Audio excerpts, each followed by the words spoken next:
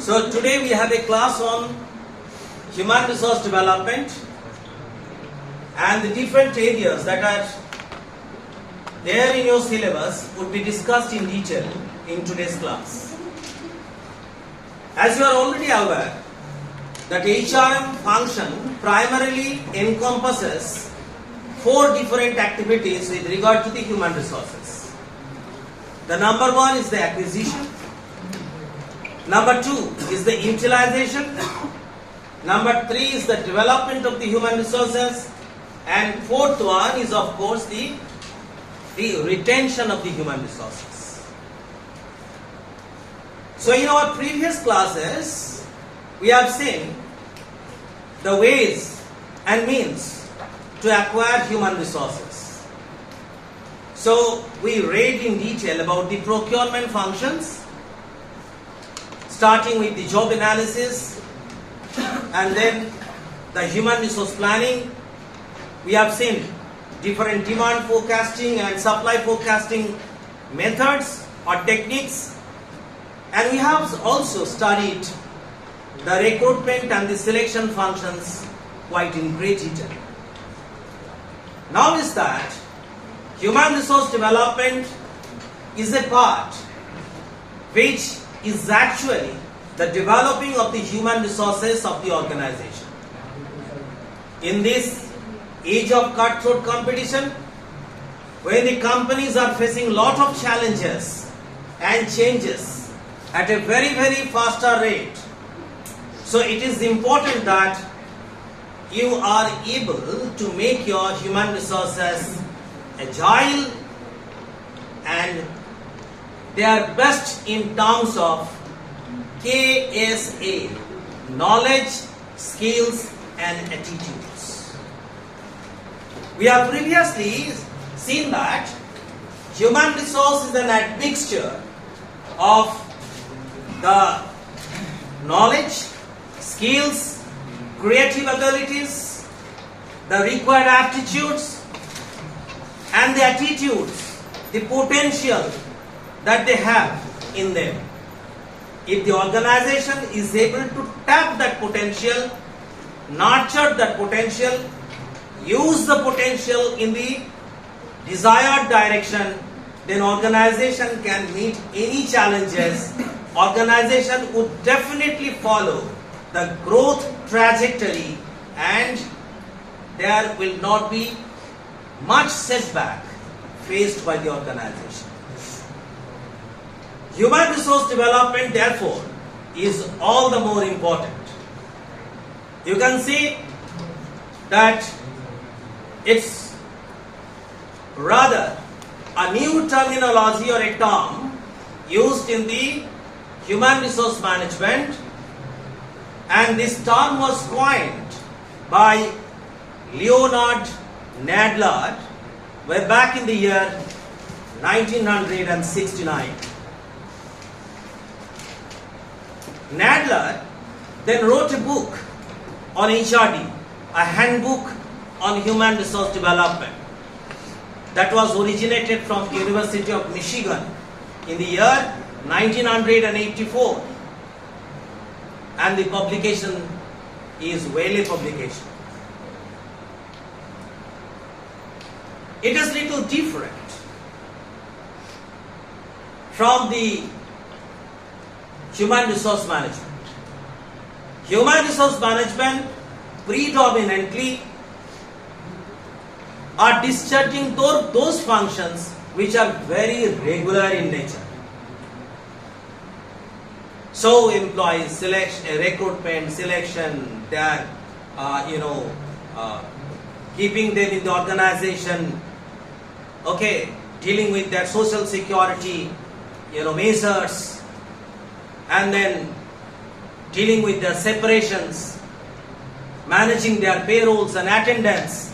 These are the jobs which are regularly done by the human resource management. But human resource development is little different in a sense that it encompasses all human endeavors and activities in the organization. It is something which is proactive in nature. Rather, if you are able to develop your human resources well before the challenges are faced by the organization, then you will see that your organization is sailing smoothly in the face of adversities. Therefore, human resource management can be viewed as a reactive function, whereas human resource development is largely seen as a proactive function. Now you will see here is a presentation on human resource development. The presentation is carefully crafted in a way so that it covers the entire portion of your syllabus prescribed by the university. So here is the presentation. HRD definition, you can see human resource development is a series of organized activities conducted within a specialized time and designed to produce behavioral changes. The term was coined by Leonard Nadler, as has been said already, right? So, it's a series of organized activities. The activities are done undertaken not in a haphazard manner. Rather, these are done in a very organized fashion. And there has to be a definite time frame set out for accomplishing those activities or conducting those activities. If there is no time, then none of the objectives can be fulfilled. Therefore, it is said that conducted within a specialized time, and for what? Designed to produce behavioral changes. That means job-related behavior, changes in the job-related behavior of the employees of the organization. You know, there is another pioneer in the field of HRD who has done extensive research in the field of HRD. Let's see, Professor T.V. Rao's definition on HRD. Here you can see that HRD is a process by which employees of an organization are helped in a continuous and planned way to acquire or sharpen capabilities required to perform various functions associated with their present or expected future roles. It's not about undertaking the present roles, discharging the present roles of the organization, but even the future roles that are going to come in future, in due course of time. Develop their general capabilities as individuals and discover and exploit their inner potential for their own and or organizational development purpose. Students, please make a note here that here it is not only to develop the human resources individually, but at the same time, in doing so, organizational development is also being done. And the third one is develop an organizational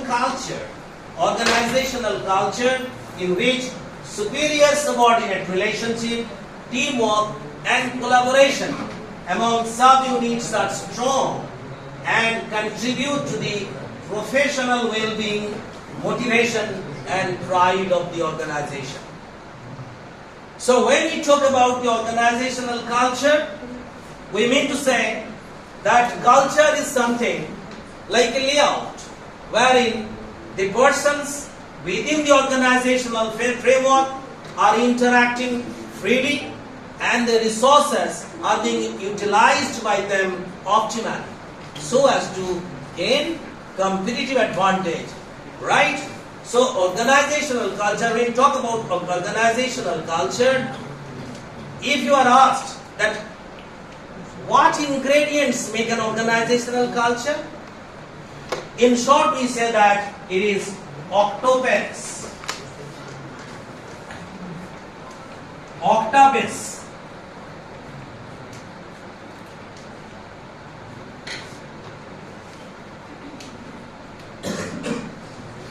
Octabase. Like O denotes openness.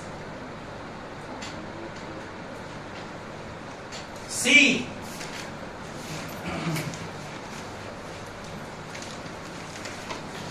collaboration, right? T trust.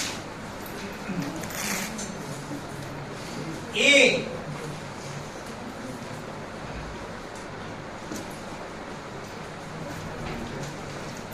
autonomy, right? P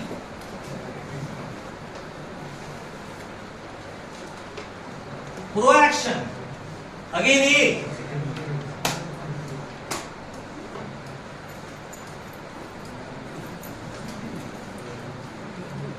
Authenticity, right? Then C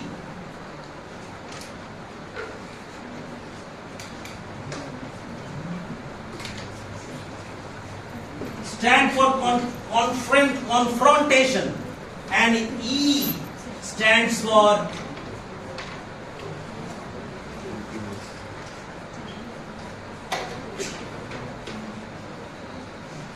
experimentation, right? So you see here, octopus culture must be there.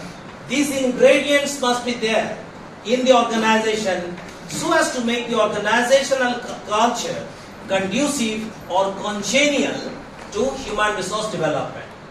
Here, an atmosphere of openness, an atmosphere of collaboration, an atmosphere of trust, an atmosphere of autonomy, right? An atmosphere of proaction, an atmosphere of authenticity, an atmosphere of confrontation, that means confronting the challenges that are faced while accomplishing the task. And finally, experimentation must prevail in the organization. That's how an organizational culture is rightly made. So, develop an organizational culture in which superior-subordinate relationship, teamwork and collaboration among subunits are strong and contribute to the professional well-being, motivation and pride of the employee. Right? This definition is given by Professor T.V. Rao, one of the pioneers in the field of human resource development. Now, if we go by the objectives of the HRD, we find that it actually accomplishes a number of objectives: to build capabilities of employees to meet the present and future job requirements. The second one is to prevent employee obsolescence. Employee skills, they become obsolete with the passage of time because lot of changes are taking place. You might have upgraded from semi-automatic machines to the fully automatic, to the computerized machineries. Could be from manual to the automatic to the computerized machineries. So what happens in the process is that old skills are no longer valid or compatible.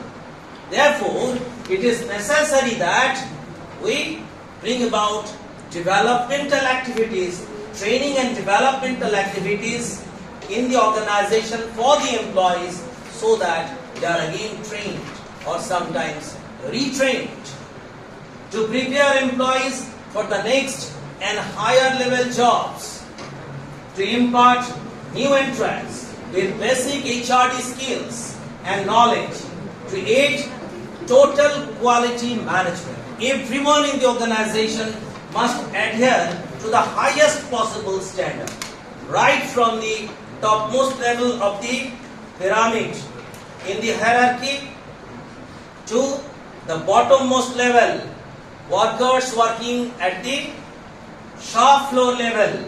They must conform to the highest possible standard. Then, to foster team spirit and promote individual and collective moral, a sense of responsibility, cooperative attitudes, and good relationships within the organization. These are the necessity. These are achieved through HRD. To broaden the horizon of learning through collaboration, you need to collaborate with other people, other departments, right?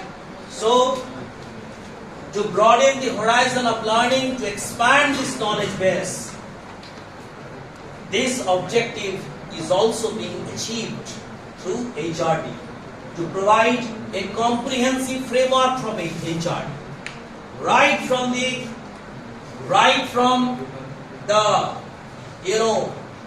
inception, like assessing the need to till the next is designing and planning and designing and then implementing. The entire framework should be available in the organization and in coherence with one another. At the same time, it also must be kept in mind that HRD to be infused right from the day one when the employee joined the organization till the day when the employee undergoes or goes on separation from the organization. To create a climate that enables every employee to discover, develop, and use his or her capabilities to a fuller extent in order to further both individual and organizational goals. How individual goals are achieved? It is through the promotions. It is through holding different hierarchical positions in different time period. And it is said that while attaining organizational goals, the individual goals are also to be taken care of. There has to be proper career planning and development in place in the organization, which is again a mechanism of HRD. There are several such mechanisms, like training, executive development, then performance appraisal, career planning and development, suggestion schemes, right? Then potential appraisal. Then you can say competency mapping. These are all the areas of HRD. Rather, you can say these are the mechanisms of HRD. And to enhance, ultimately it enhances organizational capabilities. Right?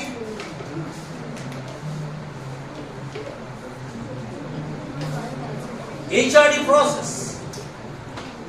It is a process. It is done in a very systematic manner. Right? So, the process fulfills objectives of recruitment. It provides framework. It accommodates reservations as applicable. Employ best qualified person. Provide career progression opportunities. Foster personal growth. And trust employee retention. In an organization where there is a good HRD climate prevailing, you will find that the retention rate in that organization is also very high. You will find that absenteeism and labor turnover is also very low. Right?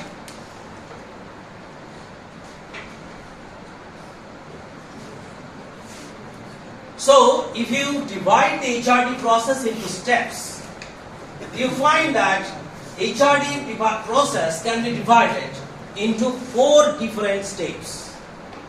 Right from the need assessment to the program planning, implementation and finally evaluation. So you see here, needs assessment. Here the steps involved: identifying employees' training and developmental needs. A needs assessment can be done through surveys, interviews, focus group or observations. You need to identify the needs, and in order to do so, the mechanisms that you apply could be surveys, employee surveys, conducting interviews. You may sometimes prepare a focus group and study their behavior, job related behavior, and you can simply, the manager can observe as how the works are accomplished in the organization, right? Then in the next program planning comes. Here you can see the steps involved: designing the program to meet the identified needs. The program should be prepared to achieve specific objectives and goals, right? The objectives to be underlined very clearly, and those objectives are to be very specifically met.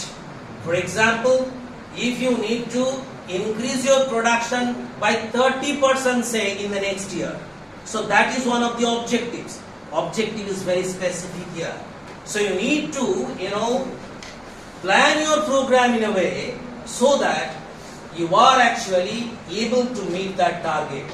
And in doing so, you need to put HRD mechanisms in place so that that objective is accomplished.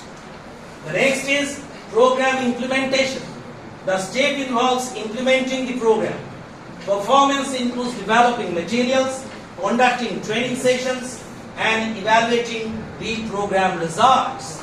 You can find here that after implementation, you need to evaluate so as to assess as to what extent your HRD has been, your HRD in the HRD mechanism that you have implemented in the organization have been successful. So these steps involves assessing the program's effectiveness in meeting its objectives and goals. Evaluations can be done through reactions, learning, behavior, and results of the employees. Right? Reactions, then learning, then behavior and results. How people react in a given situation after the training is imparted.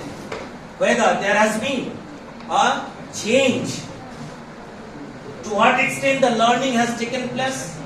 You can always, you can conduct examinations, ask questions like that, or you can also study their behavior, job related behavior, and you can find the results.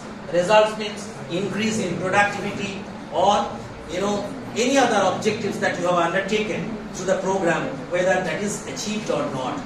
That you can always assess. So after the HRD process, next comes HRD methods. So here, in the HRD method, we shall learn very specifically two different methods. One is training and another is non-training. By training we mean enhancing a specific skill set in order to do specific tasks. So here you can see that training can be imparted in two different ways. Can be broadly classified as on-the-job training methods and off-the-job training method.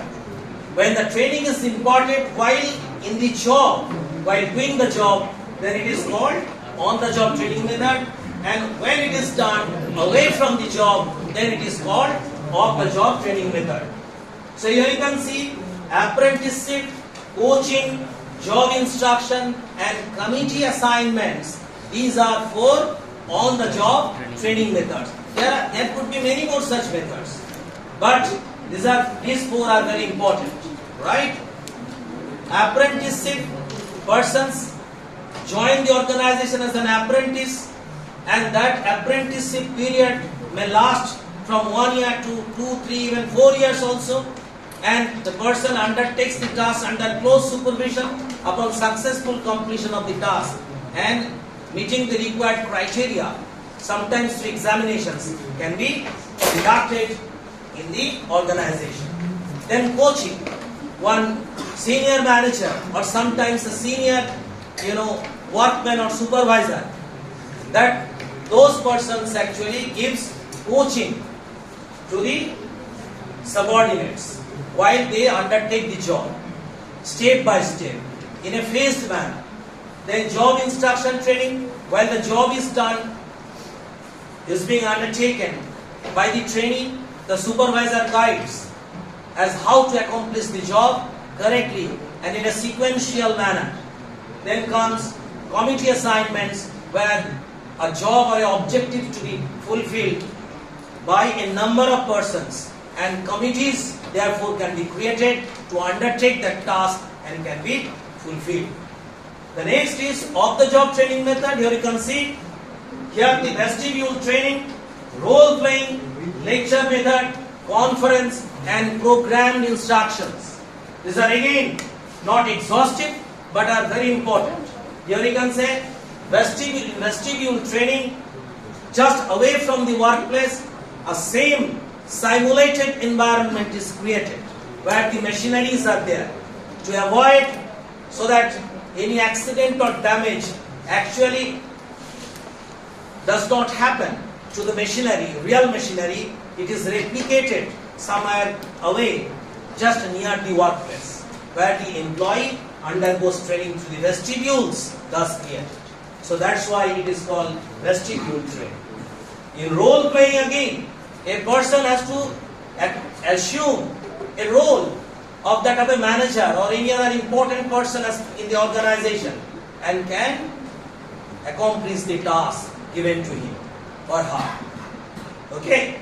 So different roles in due course of time the person has to assume. Such a training when given is called the role playing. The lecture method is a very conventional one. As you know, here the knowledge is disseminated through the lecture, and here there could be the conference wherein a number of people gather and they discuss on certain points, certain issues in detail, and they come out with the solutions. And then there could be series of instructions done and disseminated. So those are called programmed instructions that take place sequentially, one after another. Right?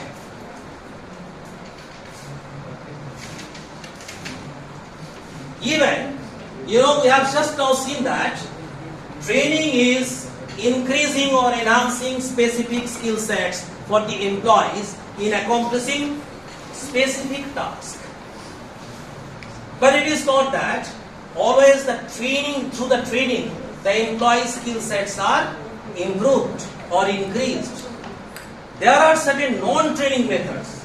Even in the absence of a formal training, the employee's skills can be enhanced. Such methods are called non-training methods. So here you can see a host of non-training methods are given: job redesign, job enlargement, job enrichment, job rotation, career counseling, suggestion schemes, human resource development, auditing, HRD audit, and then climate and job satisfaction surveys, and stress and time management. So these are the non-training method when the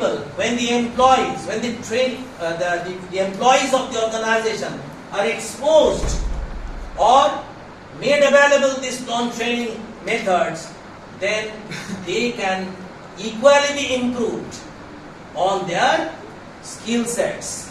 So here you can see these terms are terminologies to be explained. Here are the explanations given provided here. What you understand by job redesign?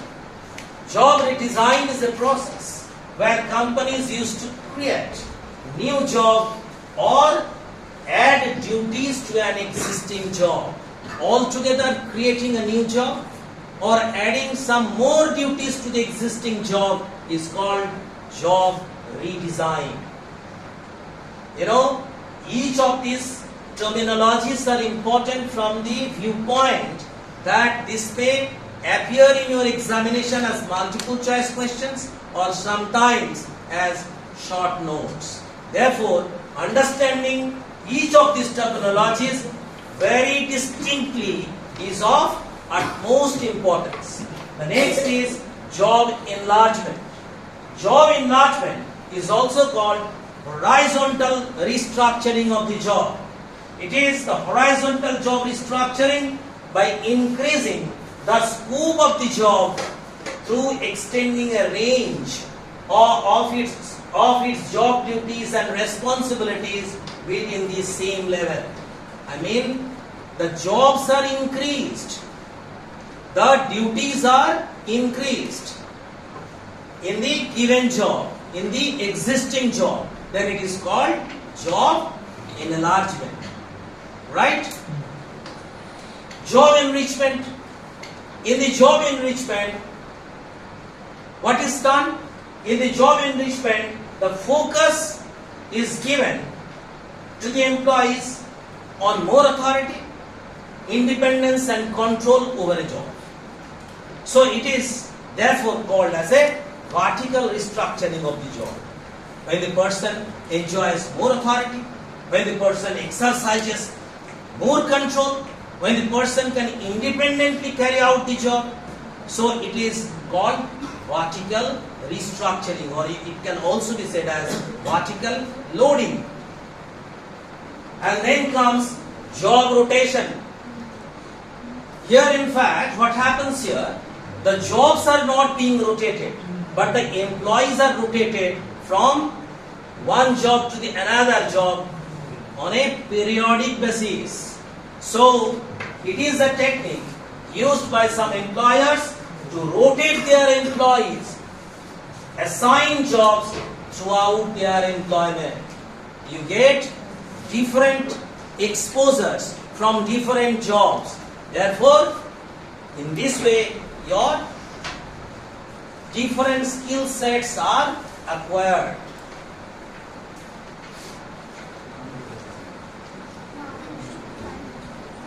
Career counseling. I think this particular thing has already been taught to you previously while discussing career planning and development. Again, here you can see that it is the counseling or mentoring or coaching on issues related to an individual's career so that the individual can progress in the organization. You can see here next in the order is the suggestion schemes.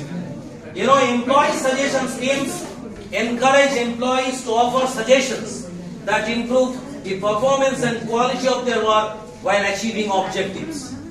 So, every forward-looking, every progressive organization must have their suggestion schemes in place so that if a good suggestion is received and that is implemented, the person is suitably rewarded.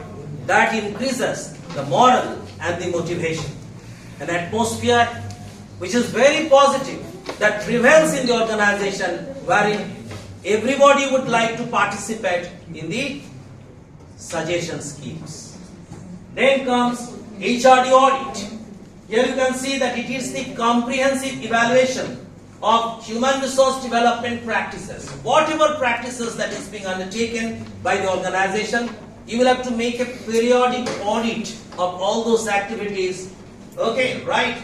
And so that whether those HRD practices are still relevant or not, whether you need to bring about certain modifications or altogether change or altogether bring in new mechanisms in place. Therefore, HRD audit is also very important. Climate and job satisfaction surveys. They are conducted to study whether the HRD climate have a positive association with job satisfaction of the employees or not. You know, you can find lot of research works that have been undertaken in the past and of late, wherein you will find a close association between the HRD climate and the job satisfaction.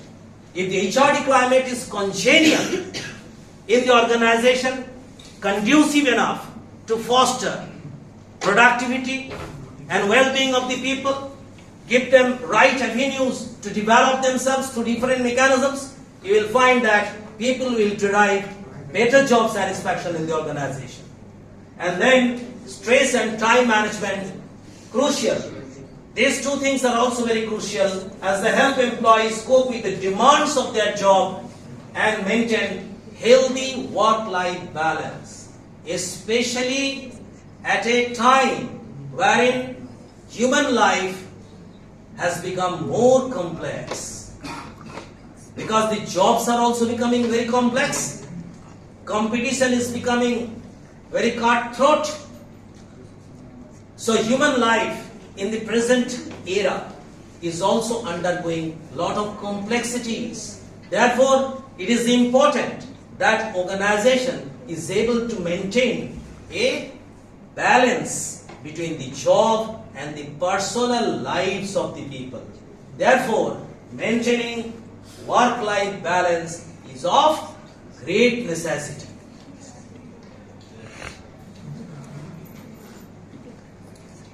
Now specifically, we shall learn few things on the training.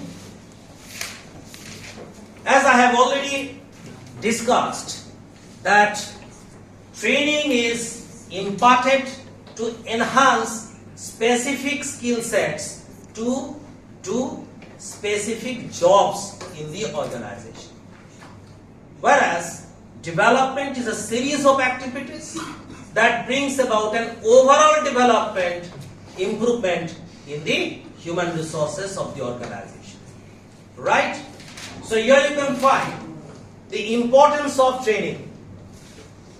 The importance of training are increased productivity, increased morale, reduced supervision. Supervision would be reduced considerably. People can do job independently, right? Then improved quality of work, reduced cost. If the person is well trained, cost would be considerably reduced. Low accident rate. A person is untrained. Think about a situation where a person is untrained and a person is fully trained. The person who is fully trained can do the job very meticulously, following all norms and practices. Therefore, the accident rate would also be low. Then enhanced personal growth.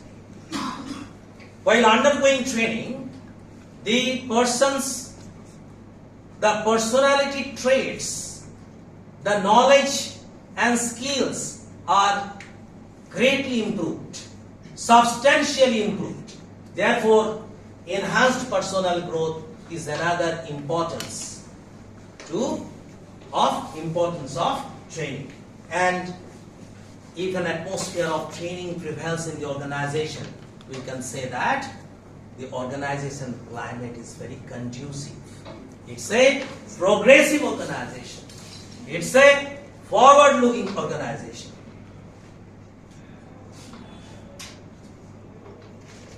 Now, here you can say here the steps in designing a training program. If you are to design a training program in the organization for your employees, you will have to undergo or you will have to resort to these 5 different steps. 5 different steps. The first one is identifying training needs. Second one is setting training objectives. Third one in the order is designing training program. Fourth one is conducting the training. And finally, the fifth one as follow-up and evaluation. Each of these steps are again very, very important. And in each of these steps, you need to satisfy few of the queries generated. Like, in identifying training needs, You have to emphasize on what goals you are trying to achieve. Whether it is increase in productivity, whether it is in the increase in revenue, right? Whatever goals that the organization has, it has to be very specific one. So emphasize on what goals you are trying to achieve. Write down what knowledge and skills your employees will require in order to meet these goals.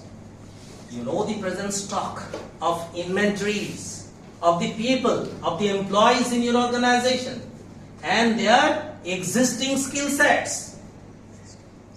So, in studying that, you can find out what other skills that your employees require in order to meet that goal or objective.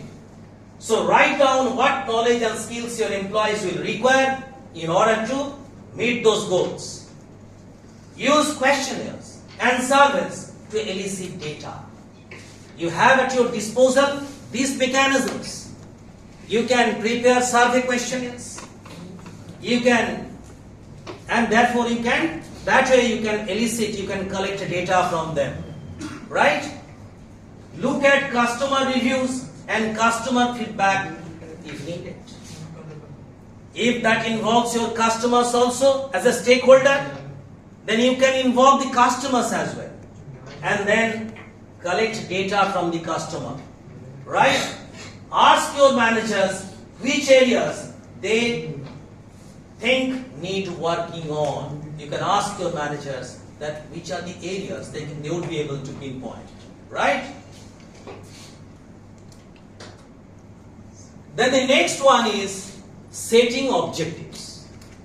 So the very first step was identifying training needs. Thereafter, the next step is setting training objectives. Okay? Here you can see what specifically you hope to achieve, what you are going to measure, how you are going to ensure this success, fix a realistic date, and ensure timely completion. In short, it is said SMART objectives are to be undertaken. SMART. Specific, measurable. You must be able to measure. Okay? You must be able to measure also. Specifically you hope to achieve. What specifically you intend to achieve? Then how you can measure? Okay? How you can measure? Then how you are going to ensure this success, means whether this thing is achievable or not. It must be achievable one. You should not set a goal which is very high and therefore the goals are not met, are not achieved. So it must be not so very low or not so very high, but it should be moderate one so that it can be also achievable. And you will have to find that the goals are also to be always realistic one. Right? Realistic goals. And every realistic goal must have a definite time frame. Timely completion is also very important. So while setting objectives, you will have to keep in your mind the SMART objective as specific, measurable, achievable, realistic, and timely.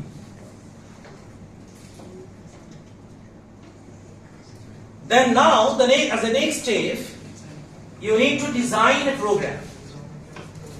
While designing a program, these are the things to be kept in mind. Who do I bestow responsibility for training? Right? Which department? Who is the authority? Who would take the responsibility of imparting training. Who do I select as the target group? Which type of employees are to be taken into account for imparting training? Right?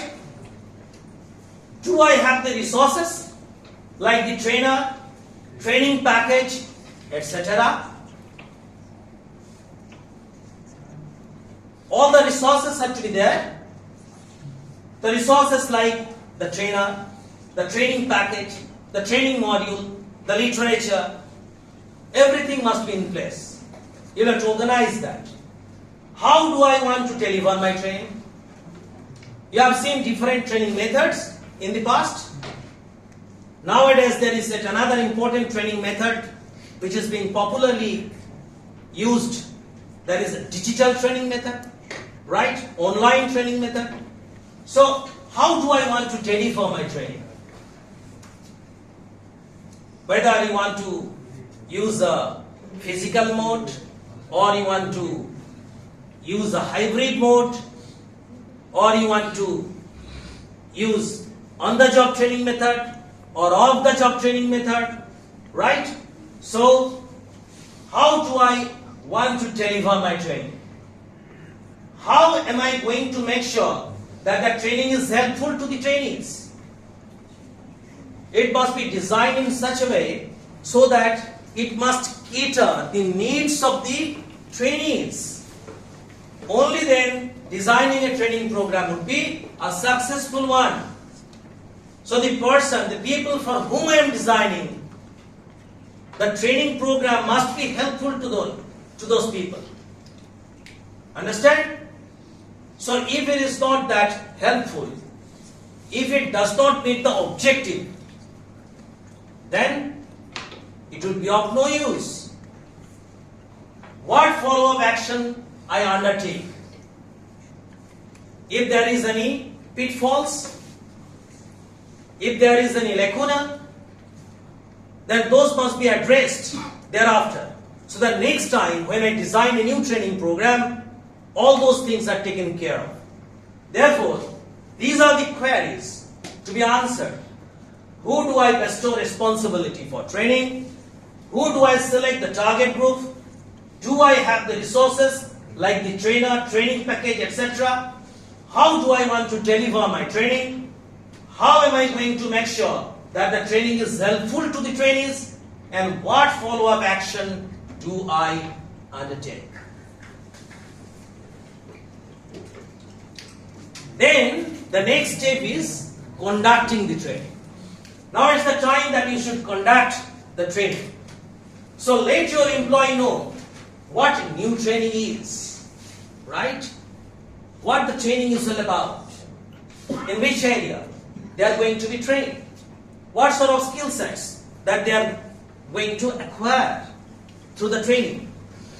Nowadays, the information is percolated down the line even using mobile phones or emails from time to time. So share a calendar of events. It is very important. You need to prepare a training calendar and the events that are reflected in the calendar and when these events are going to take place. So share a calendar of events that highlights when the training is happening. Then the next one, give each individual employee or group their own training program. It's very important. The person who is working on the computer as a office assistant, the training program would be different than that of a person who is actually undertaking a task in the machines. Right? So, give each individual employees or group their own training program. Keep everyone on track with your training. Keep track of all these happenings. And then take your managers along in the process. Only then it would be successful. With the involvement of the managers, the training program becomes successful. They would be able to assess, they would be able to know what sort of training activity is taking place and whether actually this is going to enhance the required skill sets in the employees or not. Because those are the people who would be giving the jobs to the people. Right? So take managers along. So once again, let me read out. Let your employees know what your new training is. Share a calendar of events that highlights when the training is happening. Give each individual employee or group their own training program. Keep everyone on track with your training and take your managers along. And now the last step as the follow-up action and evaluation. This is also very important because here you need to assess the effectiveness of the training. To what extent the training has been effective to the people, effective for the organization. Correct weaknesses, if at all there is any. Make repetition if needed. If you find that this conducting once this training program is not yielding the desired result, you can go for repetition of the same training program if needed. And then bring changes in future programs. If certain changes are required, then you bring those changes in the future training program that you are going to devise. Right? So follow-up and evaluation step that encompasses assessing the effectiveness, correcting the weaknesses, making repetition if needed, and bringing in changes in future training programs. And finally, let us end this class with this very amazing quote from Steve Jobs. You cannot mandate productivity. You must provide the tools to let people become their best. I think that is the essence of human resource development. Thank you very much.